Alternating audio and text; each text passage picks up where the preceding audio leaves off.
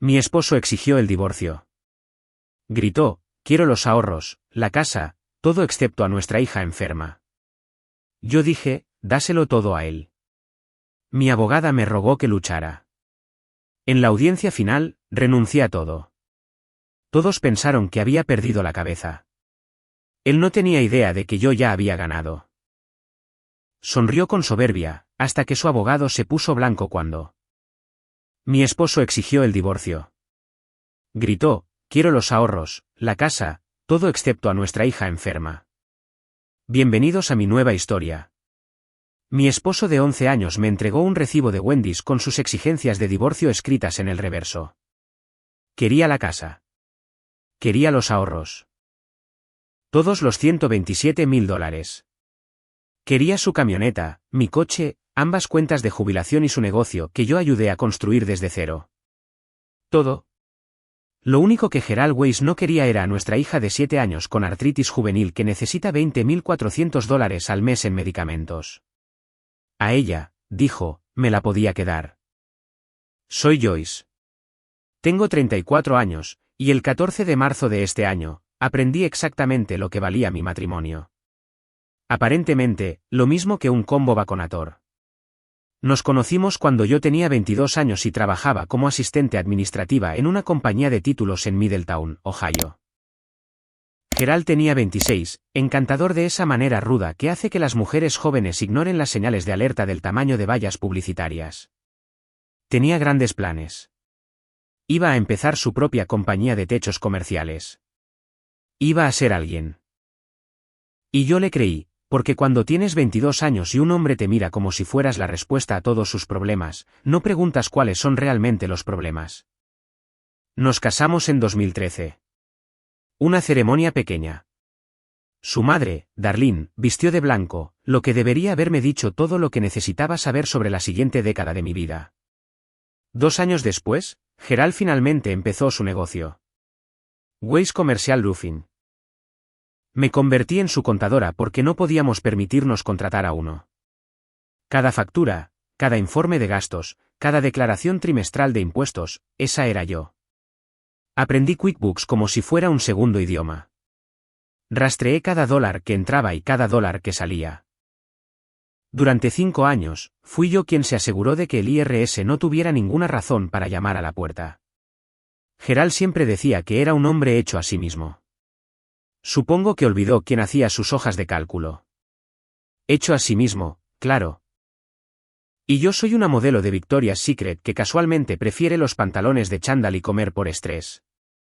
Nuestra hija Nora llegó en 2017. Era perfecta. 10 dedos en las manos, 10 dedos en los pies, el pelo oscuro de su padre y mi barbilla terca. Durante 3 años, todo pareció funcionar. El negocio de Gerald creció. Compramos una casa en Willow Creek Drive.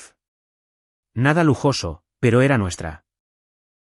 Seguí llevando los libros, criando a nuestra hija, creyendo que estábamos construyendo algo juntos. Entonces Nora se enfermó. Tenía 4 años cuando notamos que no corría como los otros niños. Le dolían las rodillas, se le hinchaban los dedos. El pediatra nos envió a un especialista en Columbus, y ese especialista usó palabras que nunca había oído antes. Artritis idiopática juvenil, crónica, manejable, pero nunca curable. Nuestra pequeña necesitaría medicamentos, fisioterapia y citas con especialistas por el resto de su vida. Dejé de trabajar para cuidarla. Gerald dijo que tenía sentido. Alguien tenía que llevarla a las citas, gestionar sus recetas, coordinar con su escuela. Contrató a un contador de verdad, un tipo llamado Bill, que cobraba $800 al mes y de alguna manera todavía cometía errores que yo tenía que arreglar. Ahí fue cuando las cosas empezaron a cambiar. Al principio, fue algo pequeño. Gerald dejó de preguntar por mi día. Luego dejó de venir a casa a cenar. Luego empezó a llamarme peso muerto. Dijo que ya no contribuía en nada. Dijo que solo estaba gastando su dinero en médicos que ni siquiera podían curar a nuestra hija. Mi suegra, Darlene, lo empeoró. Siempre me había tratado como algo que Gerald había traído pegado en sus botas de trabajo. Pero después de que dejé de trabajar, se envalentonó. Me llamó la ayuda en la cena de Acción de Gracias. Les dijo a los primos de Gerald que yo había atrapado a su hijo con un embarazo. Una vez miró a Nora, que luchaba por abrir un frasco, y dijo que era una pena que los genes de Gerald se hubieran diluido. Darlene una vez me dijo, tuve suerte de que Gerald se casara conmigo. Supongo que tuve la misma suerte que un ratón tiene de ser adoptado por una serpiente. Mucha atención, muy pocas posibilidades de supervivencia. A principios de 2024, Gerald se quedaba hasta tarde en las obras 3 o 4 noches a la semana. Su teléfono siempre estaba boca abajo. Empezó a proteger todo con contraseña, su portátil, su tableta, incluso la aplicación que controlaba nuestro termostato. No estoy segura de qué tipo de aventura requiere una configuración secreta del termostato, pero Gerald era, como mínimo, minucioso. Luego llegó el 14 de marzo. Era un martes. Nora ya estaba en la cama, con la almohadilla térmica envuelta en las rodillas porque el tiempo estaba cambiando y sus articulaciones siempre lo sabían antes que el meteorólogo. Yo estaba lavando los platos. Gerald entró, todavía con su chaqueta de trabajo, y me dijo que quería el divorcio. Sin preámbulos, sin conversación, solo una declaración de hechos como si me estuviera diciendo que nos habíamos quedado sin leche. Había preparado una lista real, escrita en el reverso de un recibo de Wendy's porque aparentemente ahí es donde había tomado esta decisión. Quería la casa porque su nombre estaba en la hipoteca. Quería los ahorros porque sus ingresos los habían financiado. Quería su 401k y mi 401k porque merecía jubilarse cómodamente. Quería la Ford F250 porque era suya y mi Nissan Rogue porque, y cito, probablemente no podría pagar el seguro de todos modos. Le pregunté por Nora. Gerald se encogió de hombros. Dijo que podía tener la custodia total. Dijo que pagaría la manutención infantil que el tribunal ordenara. Nada más. Dijo que no era personal. Era simplemente práctico. Una niña con facturas médicas como las suyas era una carga. Llamó a nuestra hija una carga. Me quedé allí con jabón de platos todavía en las manos, viendo al hombre con el que había pasado 11 años construyendo una vida reducir nuestra familia a un balance general. Y algo cambió dentro de mí. No se rompió, cambió. Como un engranaje que encaja en una nueva posición. Y verán, Gerald pensaba que él era el listo. Pensaba que yo era solo la mujer que solía llevar sus libros y que ahora secaba las lágrimas de nuestra hija cuando la medicina le daba náuseas. Pensaba que lloraría, rogaría, tal vez llamaría a mi madre, y finalmente firmaría cualquier papel que me pusiera delante. Lo que Gerald no sabía era que yo había pasado 5 años llevando sus libros. Conocía cada cuenta, cada proveedor, cada truco que usaba para ahorrar dinero en impuestos. Y una mujer que ha llevado los libros sabe dónde están enterrados los cuerpos, hablando metafóricamente, en su mayoría. Antes de continuar, si estás disfrutando de esta historia, por favor, dale al botón de me gusta y dime en los comentarios desde dónde estás viendo y qué hora es allí. Leo cada uno de ellos, y realmente significa todo para mí. Muchas gracias. Gerald se mudó a la habitación de invitados esa misma noche, pero no se mudó de la casa. Dijo que se vería mejor para el divorcio si manteníamos un acuerdo civil. Lo que realmente quería decir era que no quería pagar el alquiler en otro lugar mientras seguía pagando la hipoteca. Un genio financiero, mi esposo. De verdad, que alguien le dé a este hombre una charla TED. Durante las siguientes 2 semanas, viví con un extraño que solía ser mi pareja. Gerald entraba y salía como si la casa fuera un hotel. Se iba a las 6 de la mañana, volvía a las 10 de la noche, calentaba algo de una gasolinera en el microondas y desaparecía en la habitación de invitados. A veces lo oía reírse con su teléfono. A veces lo oía hablar en esa voz baja que usan los hombres cuando dicen cosas que no quieren que se escuchen. No era estúpida. Sabía que había otra persona. Se llamaba Kelsey, de 28 años. Trabajaba como agente inmobiliaria en una pequeña correduría en Hamilton, a unos 20 minutos de Middletown. Lo descubrí porque Gerald dejó su iPad en la encimera de la cocina y apareció una notificación. Solo su primer nombre y un emoji de corazón. Clásico. No lo confronté. ¿De qué habría servido? Gerald ya había tomado su decisión. Gritar sobre la otra mujer no iba a cambiar nada. Solo le daría munición para llamarme loca, emocional, difícil. Así que archivé la información y seguí observando. Gerald empezó a presionarme para finalizar el divorcio rápidamente. Quería que todo estuviera firmado para el verano. Dijo que sería más fácil para todos si no alargábamos las cosas. Dijo que los abogados solo complicaban las cosas. Dijo que podíamos manejar esto como adultos. Lo que Gerald realmente estaba diciendo era, firma rápido para que no tengas tiempo de pensar. Eso me dio curiosidad. En 11 años de matrimonio, Gerald nunca había tenido prisa por nada. Este era un hombre que tardaba 45 minutos en pedir en un restaurante. ¿Por qué la prisa repentina? Mientras tanto, la condición de Nora empeoró. El tiempo en Ohio esa primavera fue de todo. 21 grados un día, 4 al siguiente, y sus articulaciones no podían seguir el ritmo. Su reumatólogo en Columbus dijo que necesitaba cambiar de medicación. La nueva funcionaba mejor pero costaba más. Específicamente, $3.100 al mes en lugar de $2.400. Se lo dije a Gerald. Su respuesta fue que la manutención infantil lo cubriría. Le señalé que aún no estábamos divorciados, que en este momento ella seguía siendo su hija también, que tal vez podría ayudar con la diferencia hasta que resolviéramos las cosas. Dijo que lo investigaría y luego volvió a mirar su teléfono. Nunca lo investigó. Ni siquiera levantó la vista. Gerald me dijo que Kelsey era espiritualmente madura. Le dije, qué curioso, porque según su Instagram, cree que Costa Rica es una isla en Europa y que Mercurio retrógrado es la razón por la que se pierden sus paquetes. Darlene vino a visitar la semana siguiente. Entró en mi casa, la casa que Gerald intentaba quitarme, y me dijo que debería estar agradecida de que fuera tan generoso. Después de todo, me quedaba con Nora. Algunas mujeres ni siquiera conseguían eso. Debería contar mis bendiciones y firmar los papeles. Sonreí y le ofrecí café. Darlene una vez me dijo que debería aprender a cocinar mejor si quería mantener a un hombre.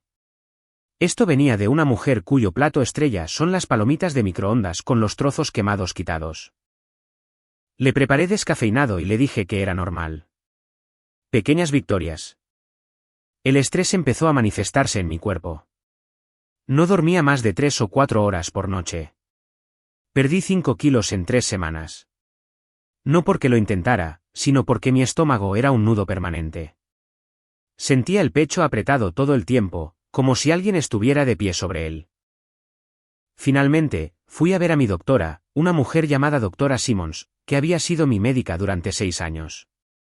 Me tomó la presión arterial y luego la volvió a tomar porque no creía la primera lectura, 158/102. Me dijo que estaba al borde de una crisis hipertensiva.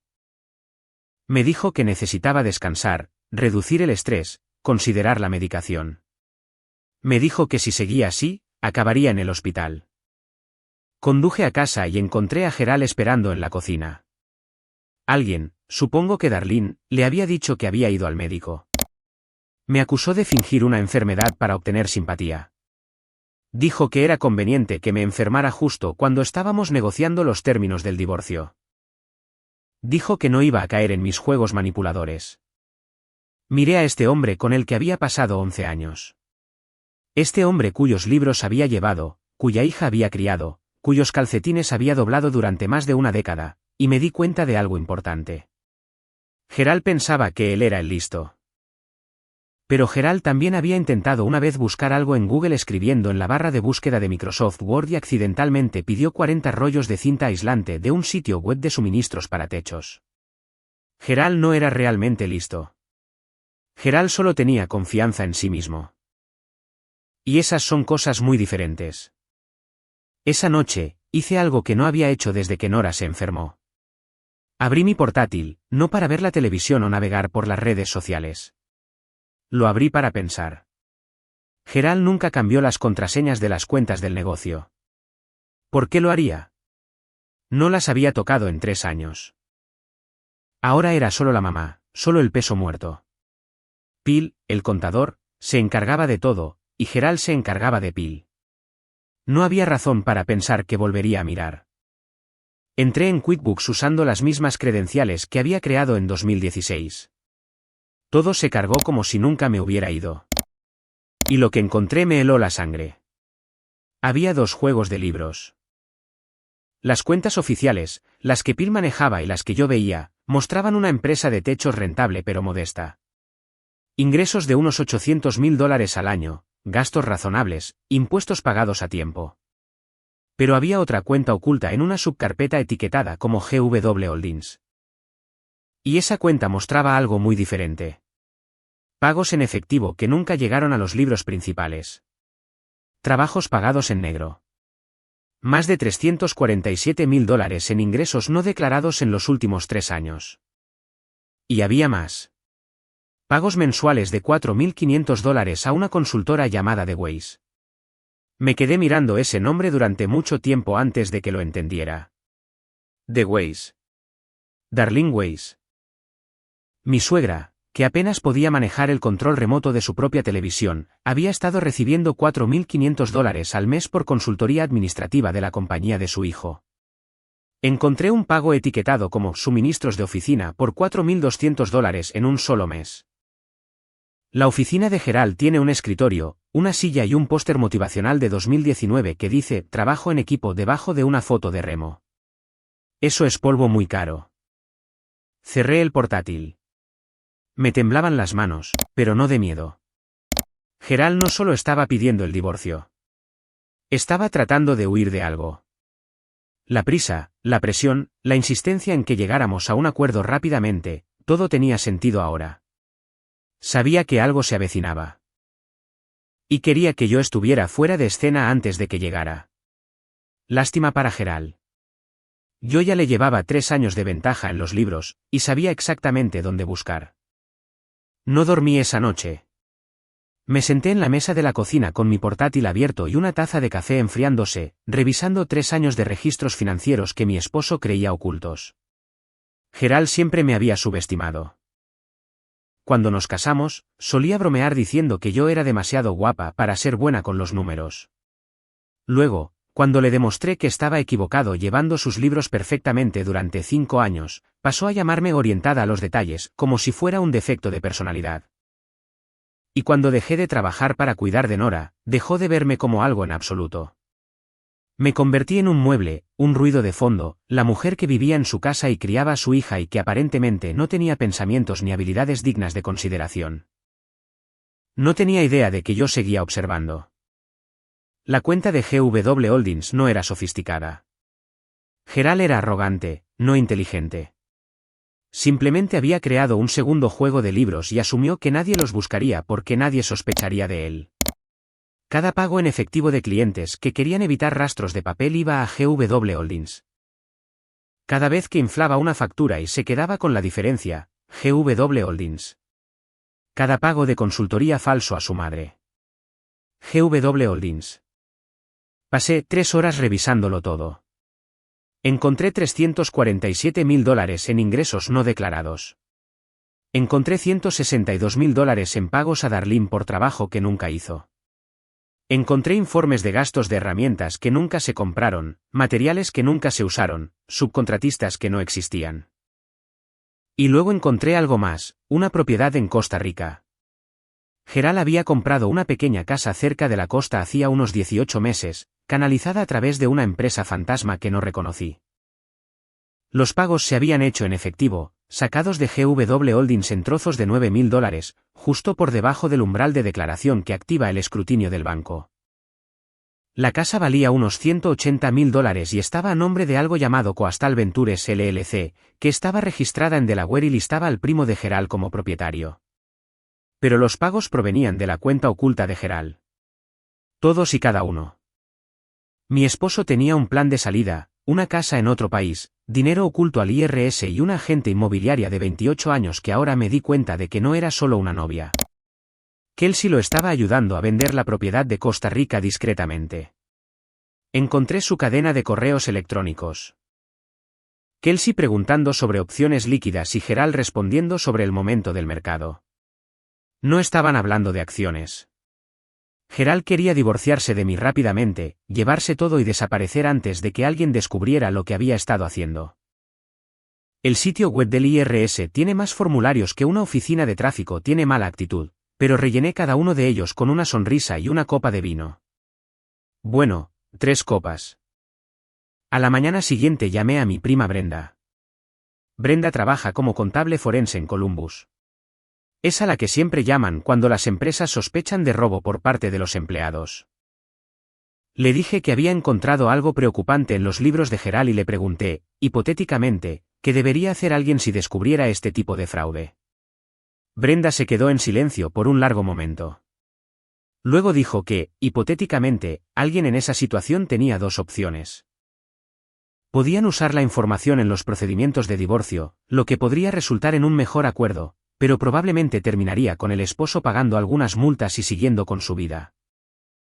O podían denunciarlo a la División de Investigación Criminal del IRS y a la Oficina del Fiscal General de Ohio antes de que el divorcio se finalizara. Le pregunté cuál era la diferencia. Brenda explicó, si usara esto en el Tribunal de Divorcios, sería una esposa tratando de obtener un mejor trato. Los jueces ven eso todo el tiempo. El abogado de Gerald argumentaría que estaba exagerando, que estaba resentida. Que tenía un motivo oculto. Tal vez a Gerald le darían un tirón de orejas. Tal vez tendría que pagar algunos impuestos atrasados, pero conservaría su negocio, su libertad y la mayor parte de su dinero. Pero si lo denunciaba al IRS antes de que el divorcio fuera definitivo, sería una ciudadana preocupada que expone una actividad criminal. Los federales investigarían de forma independiente.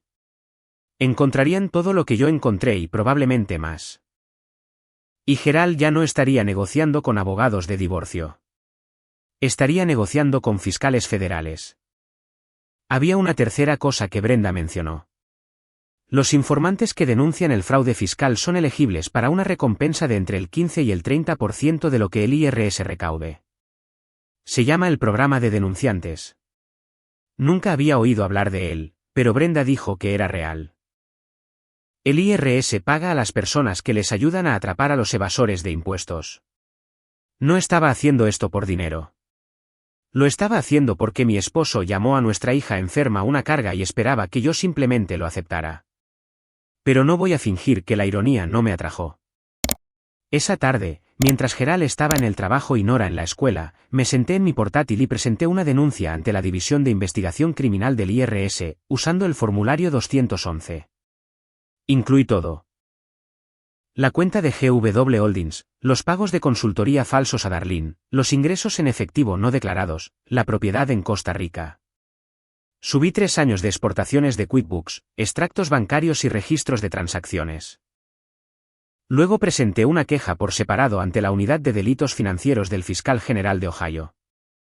2 días después, recibí una llamada de un número que no reconocí.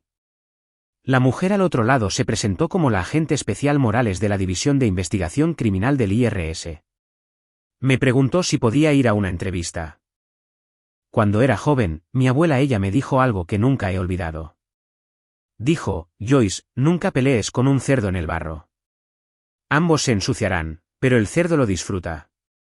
En lugar de eso, deja que el cerdo entre al matadero pensando que es un día de spa. La abuela ella creció durante la depresión. Sobrevivió a un mal matrimonio, crió a 4 hijos sola y aún así logró ahorrar $89,000 que me dejó cuando falleció en 2019. Me dijo que mantuviera ese dinero separado, que nunca lo pusiera en una cuenta conjunta y que nunca se lo contara a Gerald. Dijo, hombres como ese. Creen que se llevan todo cuando se van. Déjalos que lo piensen. Guarda algo para ti. La escuché. Los $89,000 seguían en una cuenta de una cooperativa de crédito en Dayton a mi nombre de soltera. Gerald no tenía idea de que existía. Fui a la entrevista con la agente especial Morales. Respondí a cada pregunta con sinceridad. Proporcioné todos los documentos que me pidieron. Y cuando me dijeron que se estaba abriendo una investigación formal y que no podía decírselo a nadie, especialmente a Gerald, asentí y dije que entendía. Me dijeron que actuara con normalidad, que siguiera con mi vida, que dejara que Gerald pensara que estaba ganando. Podía hacer eso. Llevaba 3 años haciéndolo. Lo único que cambió fue la forma en que miraba a Gerald cuando llegaba a casa por la noche, sonriendo con suficiencia sobre lo bien que iba el divorcio. No tenía idea de que estaba caminando hacia una trampa. Y yo sonreí porque, por primera vez en meses, sabía algo que él no sabía. El cerdo iba camino al matadero y pensaba que le estaban dando un masaje. Los investigadores me dijeron algo que no esperaba. No fui la primera persona en denunciar a Gerald. La agente especial Morales me lo explicó durante nuestra segunda reunión en una sala de conferencias de color beige en el edificio federal de Cincinnati. Un ex empleado de Waste Commercial Roofing había presentado una queja ante el Departamento de Trabajo de Ohio en diciembre. El hombre afirmó que Gerald había estado pagando a los trabajadores en negro para evitar las primas del seguro de desempleo y de compensación laboral. Esa queja desencadenó una revisión preliminar que encontró suficientes irregularidades como para justificar una investigación más profunda. Luego, en enero, el socio comercial de Gerald, Tom Brennan, entró en el mismo edificio federal en el que yo estaba sentada y pidió hablar con alguien sobre fraude fiscal. Tom Brennan. Lo había visto quizás una docena de veces a lo largo de los años. Barbacoas de la empresa, alguna cena ocasional cuando Gerald quería impresionar a un cliente. Siempre parecía el leal compinche de Gerald, asintiendo a todo lo que Gerald decía, riéndose de sus chistes. Resulta que Tom también había estado vigilando los libros. Y cuando se dio cuenta de lo que Gerald estaba haciendo, calculó las sentencias de prisión federal y decidió que prefería ser un testigo que un acusado. Tom llegó a un acuerdo. Inmunidad total a cambio de cooperación completa. Les dio a los investigadores todo, números de cuenta, contraseñas, los nombres de los clientes que habían pagado en efectivo en negro. Incluso llevó un micrófono a 2 reuniones con Gerald en febrero, aunque no me enteré de eso hasta mucho más tarde. Para cuando hice mi denuncia a finales de marzo, la investigación ya estaba en marcha. Mis documentos, las exportaciones de QuickBooks, los extractos bancarios, la evidencia de los pagos a Darlene, fueron las piezas finales que necesitaban. La agente especial Morales dijo que mi información aceleró significativamente el cronograma. En términos de investigación federal, eso aparentemente significa que podían actuar en meses en lugar de años. Le pregunté qué tenía que hacer. Dijo lo mismo que había dicho antes. Actuar con normalidad. No cambiar mi comportamiento. No confrontar a Gerald. No decírselo a nadie, incluida mi abogada. Esa última parte fue difícil. Rita Kowalski había sido mi abogada desde el día después de que Gerald me entregara ese recibo de Wendy's. Era una mujer dura de Cleveland. 63 años, pelo plateado.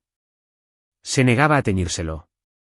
31 años de experiencia en derecho de familia. Había visto todo tipo de divorcios imaginables, y pensaba que el mío iba a ser un baño de sangre. Rita quería luchar. Había revisado las finanzas de Gerald, las oficiales al menos, y calculó que su negocio valía al menos $800,000. Combinado con la casa, los ahorros y las cuentas de jubilación, estaba ante un patrimonio conyugal de más de $1 millón. Ohio es un estado de distribución equitativa, lo que significa que tenía derecho a una parte justa de todo lo que habíamos construido juntos. Rita pensaba que podía conseguirme el 60%, quizás más, dado el adulterio de Gerald y su abandono de las necesidades médicas de Nora. Le dije que quería dárselo todo. Rita me miró como si hubiera sugerido que resolviéramos el divorcio con un pulso. Me preguntó si me encontraba bien. Me preguntó si Gerald me estaba amenazando. Me preguntó si entendía lo que estaba diciendo. Dije que lo entendía perfectamente. Quería que Gerald se quedara con la casa, los ahorros, las cuentas de jubilación y la camioneta. Quería que el divorcio se finalizara lo más rápido posible. Quería irme sin nada más que la custodia de nuestra hija. Rita discutió conmigo durante casi 1 hora. Sacó jurisprudencia, estadísticas, historias de terror sobre mujeres que cedieron demasiado y se arrepintieron por el resto de sus vidas. Dijo que no podía, en buena conciencia, dejarme hacer esto sin documentar su objeción. Le dije que documentara lo que necesitara. Mi decisión era final. Gerald empezó a ir al gimnasio por esa época. Dijo que estaba trabajando en sí mismo. Batidos de proteínas, sesiones matutinas, recipientes de preparación de comidas en la nevera etiquetados por día de la semana. Nada grita tanto crisis de la mediana edad como un hombre que de repente descubre la pechuga de pollo y la superación personal justo en el momento en que descubre a una joven de 28 años con un piercing en el ombligo. Lo que no podía decirle a Rita, lo que no podía decirle a nadie, era que los activos que Gerald estaba a punto de ganar ya estaban marcados para ser confiscados. El embargo federal sobre nuestra casa se presentaría el 14 de junio, un día antes de que nuestro divorcio se finalizara. La cuenta de ahorros que Gerald pensaba que iba a recibir ya estaba marcada en el sistema del Departamento del Tesoro. Sus cuentas comerciales serían congeladas en el momento en que se firmara la orden de arresto. Gerald no estaba ganando el divorcio. Estaba heredando la escena de un crimen. Mientras tanto, yo tenía trabajo que hacer. Los $89.000 que la abuela ella me dejó seguían en esa cuenta de la cooperativa de crédito en Dayton. Gerald no sabía que existía, lo que significaba que no era parte del patrimonio conyugal, lo que significaba que era mío sin importar lo que pasara en el divorcio. Pero no quería que estuviera en una cuenta normal donde cualquier cosa pudiera pasarle. Quería que estuviera protegido. Conduje a Dayton un martes de mayo y me reuní con un abogado especializado en planificación para necesidades especiales. Creé un fideicomiso para necesidades especiales para Nora, una estructura legal que mantendría el dinero para su cuidado sin afectar su elegibilidad para programas de asistencia gubernamental. Lo financié con $75.000 de mi herencia. Los $14.000 restantes los guardé en una cuenta separada para emergencias. La medicación de Nora, su terapia, sus citas con especialistas, estaban cubiertas ahora, no para siempre, pero por años. El tiempo suficiente para que yo me reconstruyera. El tiempo suficiente para que ella creciera sin preocuparse de si mamá podía pagar sus recetas. Conduje a casa esa tarde, sintiéndome más ligera de lo que me había sentido en meses. Gerald estaba en la cocina cuando entré, comiendo pasta recalentada y mirando su teléfono. Apenas levantó la vista. Me preguntó dónde había estado. Dije que había estado haciendo recados. Gruñó y volvió a su teléfono. Esa era la extensión de nuestra comunicación la mayoría de los días. Gruñidos y logística. ¿Quién recogía a Nora? ¿Cuándo vencía la factura del agua? ¿Si necesitábamos más toallas de papel? Gerald se compró una camioneta nueva esa semana, una Silverado, gris carbón, asientos de cuero, todas las mejoras. La financió al 11,9% TAE porque su crédito no era tan bueno como él pensaba. La aparcó en la entrada como un trofeo, justo donde la vería cada vez que saliera de casa. Me dijo que la camioneta era una inversión. No discutí. Solo pensé en lo bien que se vería con una pegatina de embargo federal en el parabrisas. Darlene me llamó a finales de mayo. Quería regodearse, aunque fingió que era preocupación. Dijo que había oído que le estaba dando todo a Gerald en el divorcio, y que esperaba que entendiera que era lo mejor. Dijo que debería haber sido más amable a lo largo de los años. Dijo, quizás si hubieras sido una mejor esposa, Gerald no habría necesitado encontrar consuelo en otro lugar. Dejé que hablara. Cuando terminó, dije, tienes toda la razón, Darlene. Espero que disfrutes de todo lo que te has ganado. No captó el doble sentido. Solo dijo, gracias y colgó, probablemente sintiéndose muy satisfecha consigo misma. Marqué el 15 de junio en mi calendario. Esa era la fecha que Gerald quería. La fecha por la que su abogado, Stuart Feldman, había presionado. La fecha en que todo se finalizaría. Gerald pensaba que estaba a punto de convertirse en un hombre libre con una casa, una camioneta, una novia joven y una cuenta bancaria llena de dinero. No tenía idea de que para el 18 de junio, no tendría ninguna de esas cosas. El 15 de junio llegó como cualquier otro día de verano en Ohio. Húmedo, brumoso y lleno de mosquitos del tamaño de aviones pequeños. Me puse mi vestido azul marino, el que había usado en el funeral de la abuela ella. Se sentía apropiado. Hoy también estaba enterrando algo. Gerald llevaba su traje de corte y esa estúpida sonrisa de suficiencia que había estado perfeccionando durante 3 meses. Prácticamente vibraba de emoción. Su abogado, Stuart, le había asegurado que esto sería rápido e indoloro. firmar los papeles, darse la mano, salir como un ganador. Ninguno de los dos sabía que en 72 horas, solo uno de nosotros seguiría sonriendo. El juzgado del condado de Butler olía a café viejo y a decepción. Las luces fluorescentes zumbaban sobre nuestras cabezas, proyectando sobre todos ese tinte verde pálido que te hace parecer que ya estás muerto. La sala de audiencias era pequeña. Paredes con paneles de madera, un estrado de juez que había visto mejores décadas y 4 sillas dispuestas alrededor de una mesa que se tambaleaba ligeramente sobre el suelo irregular. Gerald se sentó a un lado con Stuart Feldman, su abogado. Stuart era el tipo de abogado que cobraba $400 la hora y se aseguraba de que lo supieras. Traje italiano, reloj de oro, la confianza de un hombre que nunca había perdido en nada. Le había asegurado a Gerald que esto llevaría 15 minutos. Como máximo. Yo me senté al otro lado con Rita. No me había hablado en el coche. Estaba furiosa por lo que estaba haciendo, y se había asegurado de documentar cada objeción por escrito. Por lo que ella sabía, estaba tomando la peor decisión de mi vida. Pensaba que había perdido la cabeza. Pensaba que Gerald me había roto. No tenía ni idea. La jueza era una mujer llamada Patricia Clement, de unos 60 años, con gafas de lectura apoyadas en la nariz. Revisó nuestro acuerdo de conciliación con el tipo de eficiencia cansada que proviene de procesar cientos de divorcios. División de bienes. Gerald se queda con la casa en Willow Creek Drive. La cuenta de ahorros conjunta que contiene $127.000. Ambas cuentas de jubilación. La Ford F-250 y el Nissan Rogue. Joyce obtiene la custodia del hijo menor y cualquier pertenencia personal que pueda caber en su coche. El rostro de Stuart Feldman pasó por 5 etapas de satisfacción en unos 30 segundos. He visto transiciones más lentas en un anillo de humor. La jueza Clement me miró. Me preguntó si entendía lo que estaba aceptando. Me preguntó si alguien me había presionado para tomar esta decisión. Me preguntó si estaba firmando voluntariamente. Dije que sí, clara y tranquila. Sin dudarlo. Me preguntó si entendía que una vez que firmara, este acuerdo sería legalmente vinculante y extremadamente difícil de modificar. Dije que lo entendía completamente. Rita me apretó la mano debajo de la mesa. Una última súplica silenciosa. Le devolví el apretón y luego la solté. Firmé los papeles. Mi firma se veía firme. Mi mano no tembló. Gerald firmó después de mí. No pudo ocultar su sonrisa. Le dio la mano a Stuart como si acabaran de cerrar un negocio, lo cual, supongo, habían hecho. Stuart también parecía satisfecho consigo mismo.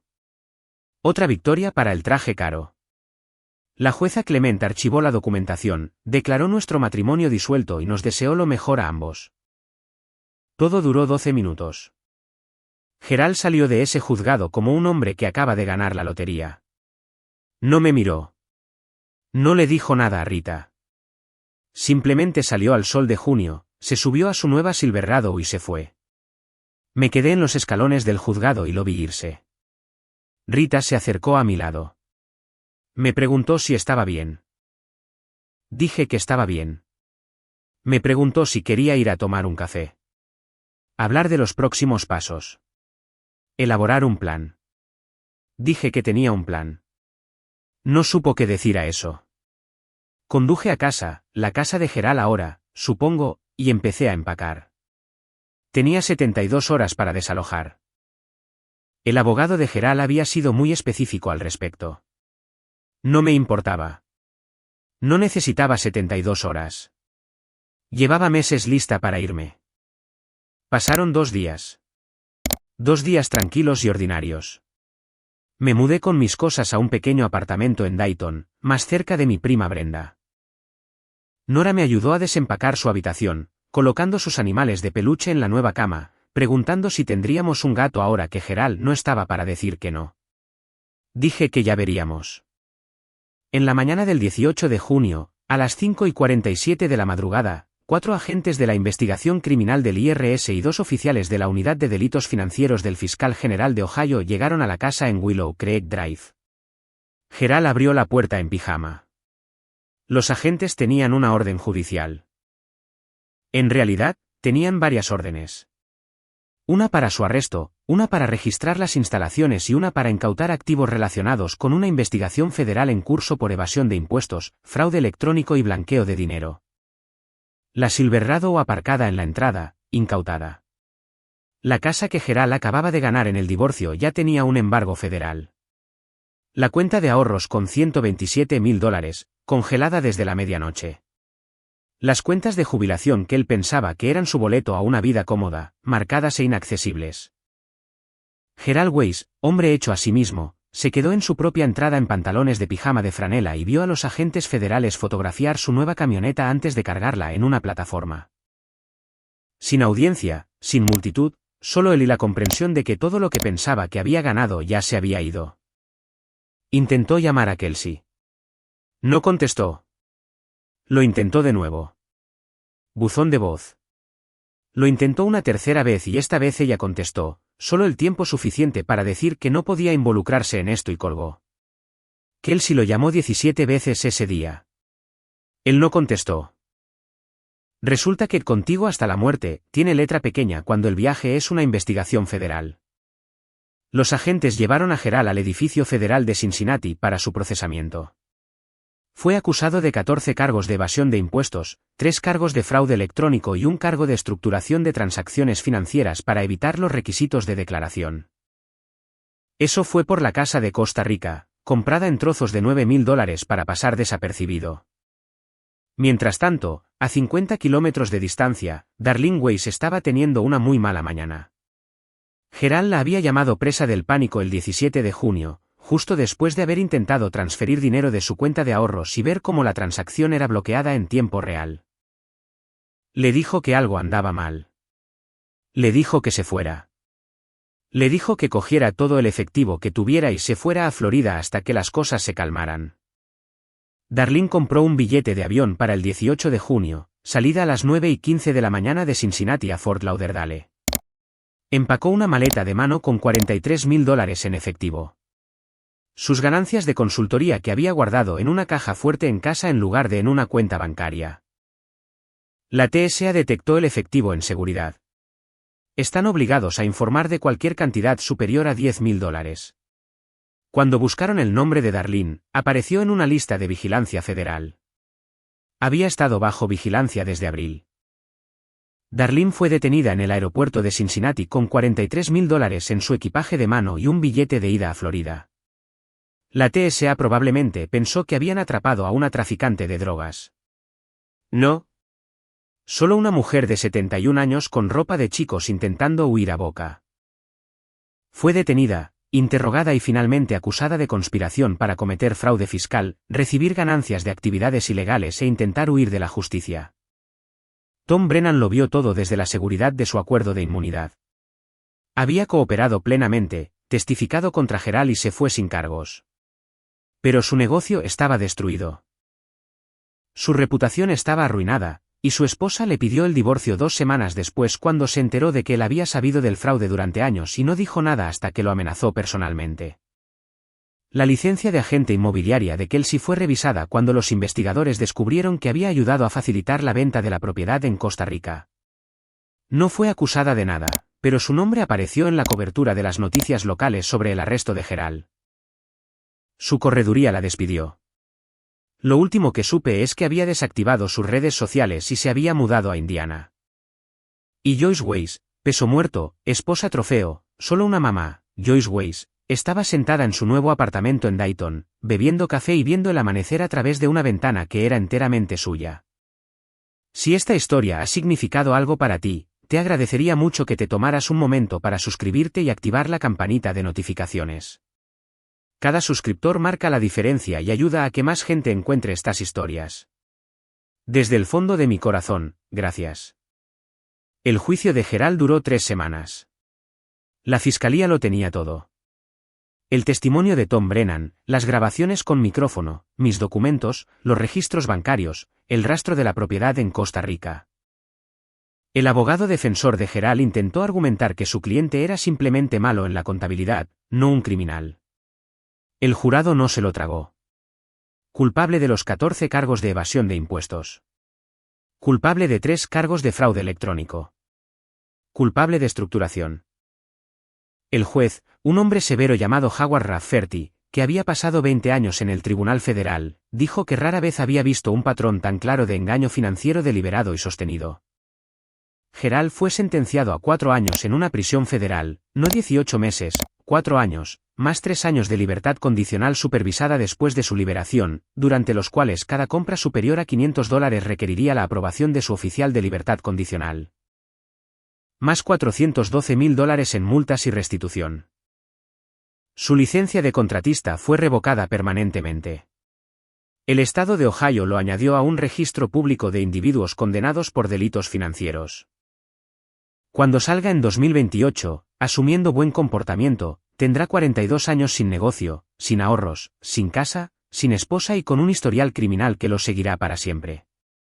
Lo último que supe es que Gerald trabaja en la lavandería de la prisión.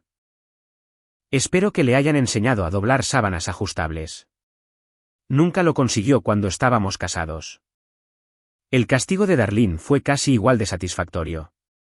Los fiscales federales le ofrecieron un trato, declararse culpable de un cargo de conspiración y un cargo de recibir ganancias de actividades ilegales, y recomendarían una sentencia reducida. Ella lo aceptó. No tenía elección. Tenían registros de cada pago de consultoría falso, y su intento de huida a Florida había destruido cualquier simpatía que un jurado pudiera haber sentido por una abuela de 71 años. Fue sentenciada a 2 años de libertad condicional y 300 horas de servicio comunitario. Fue multada con $67.000. Y cada dólar que había recibido de la compañía de Gerald, todos los $162.000, fue confiscado por el gobierno federal. Darlene tuvo que vender su apartamento en Boca Ratón para pagar sus multas. El apartamento del que se había jactado durante 15 años. El apartamento del que me había enseñado fotos cada Navidad, asegurándose de que supiera lo bien que le iba mientras yo recortaba cupones y me preocupaba por las facturas médicas de Nora. Se mudó con su hermana a un parque de caravanas a las afueras de Toledo. Me han dicho que no habla mucho estos días. En cuanto a mí, caí de pie. El programa de denunciantes del IRS me otorgó el 18% de la recuperación total de impuestos del caso de Gerald. Todavía no sé la cifra final. Estas cosas llevan tiempo, pero mi abogada estima que será entre $60.000 y $80.000. No es una fortuna, pero es suficiente para reconstruir. Conseguí un trabajo 3 meses después del divorcio. Gerente de oficina en una clínica pediátrica en Dayton. El sueldo es de $52.000 al año, lo que no es mucho, pero viene con un seguro de salud que cubre a los especialistas de Nora y la mayoría de los costos de sus medicamentos. Trabajo de 8 a 5 de lunes a viernes. Llego a casa a un apartamento que es tranquilo, limpio y totalmente mío. Nora está mejor que en años. Su nuevo reumatólogo ajustó su plan de tratamiento y las crisis se han vuelto menos frecuentes. Se unió a un equipo de natación el otoño pasado. El médico dijo que el agua es buena para sus articulaciones y a ella le encanta. Ahora tiene 8 años, termina 2º grado y habla constantemente de querer ser bióloga marina. A veces pregunta por su padre. Le digo la verdad en términos que puede entender, que papá tomó algunas malas decisiones y tiene que enfrentar las consecuencias, pero que no tiene nada que ver con ella y todo que ver con él. Parece aceptarlo. Los niños son más resistentes de lo que creemos. Gerald le ha escrito a Nora 2 veces desde la prisión. Ambas cartas estaban llenas de excusas y autocompasión, culpando a todos menos a sí mismo por lo que pasó. Dejo que Nora decida si las lee. Leyó la primera, se encogió de hombros y dijo que no sonaba como su papá. La segunda la tiró sin abrir. Algunas noches, después de que Nora se duerme y el apartamento está en silencio, me siento junto a la ventana y pienso en todo lo que pasó. Pienso en la chica que era a los 22 años, tan desesperada por ser amada que ignoré cada señal de advertencia. Pienso en la mujer en la que me convertí a los 30, tan abatida que casi creí que no valía nada. Y pienso en quién soy ahora a los 34, sentada en mi propio espacio con mi hija a salvo y mi futuro, finalmente, mío. Gerald quería todo excepto a nuestra hija. Al final, ella era lo único que valía la pena conservar. Pensó que me estaba quitando todo. Pensó que me quedaría sin nada. Pensó que él era el listo, el ganador, el hombre que siempre salía victorioso. No tenía idea de que en el momento en que me entregó ese recibo de Wendy's, ya había perdido. Resulta que algunos recibos vale la pena guardarlos. Muchas gracias por quedarte conmigo hasta el final. Si quieres otra historia como esta, ya hay una esperándote en tu pantalla. Adelante, haz clic. Te prometo que no te decepcionará. Nos vemos en la próxima historia.